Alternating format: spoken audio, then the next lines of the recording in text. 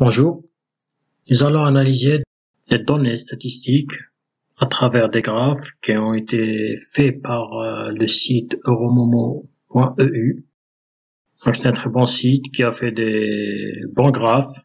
Ça concerne les 26 pays européens, donc pas tous. Ça nous donne une vision de la mortalité, notamment induite par le coronavirus, le Covid-19.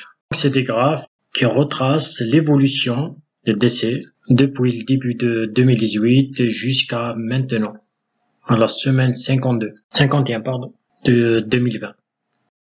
Comme on peut le remarquer dans le premier graphe, ça concerne ici tous les âges. On voit que durant cette période-là, en 2018, il y a une augmentation des cas de décès qui sont dus donc à la grippe saisonnière. Toujours à la même période, en 2019, un peu moindre que 2018, donc une petite augmentation, et ça baisse pour re-augmenter aussi. Là, on voit une petite augmentation. On peut dire aussi c'est pareil, la même période, c'est la grippe saisonnière.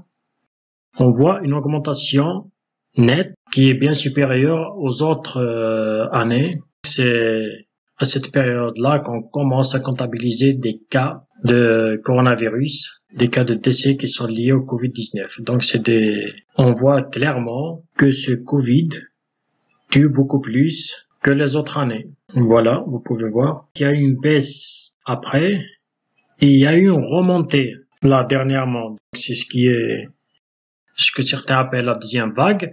Mais comme on voit depuis le début, ça monte, ça redescend, ça monte, ça redescend. Et là, ça monte, une épidémie qui monte là, ça redescend là où certains scientifiques parlent d'une nouvelle variante qui n'est pas la même que là.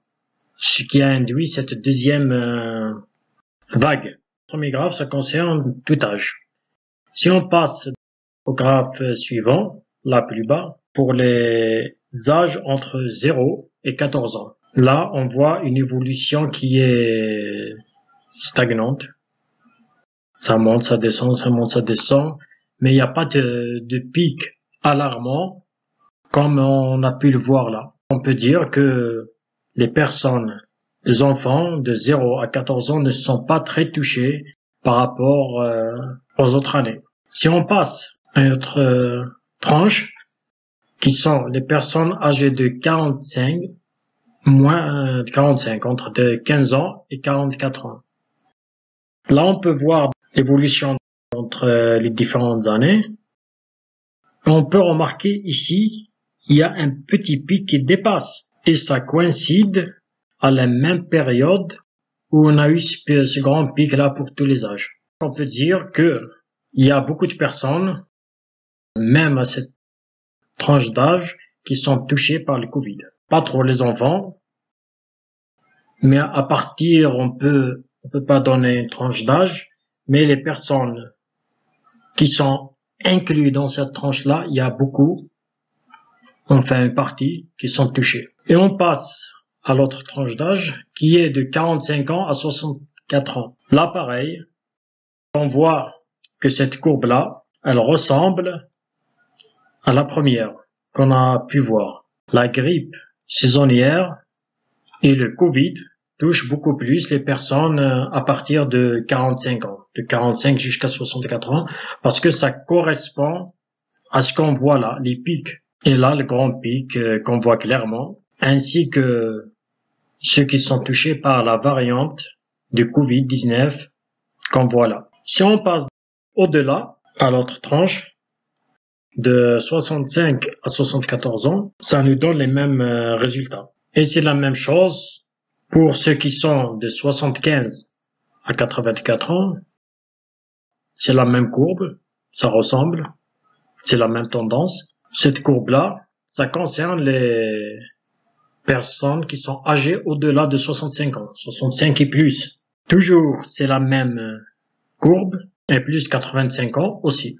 À travers ces données-là statistiques et ces graphes qu'on a pu trouver dans le site euromomo.eu, on voit clairement que les personnes qui sont touchées par la Covid-19 et qui meurent de la Covid-19 sont les personnes âgées au-delà de 65 ans qui sont les plus touchées. Il y a une partie même en dessous, entre 45 et 64 ans. Parce qu'on voit clairement là, ça se distingue là.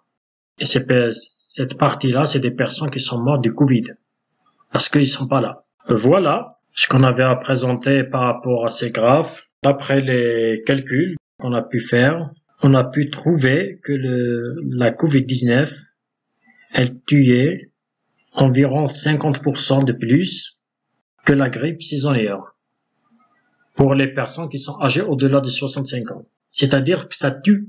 C'est pour cela que les personnes âgées de 65 ans sont considérées comme des personnes à risque. Voilà.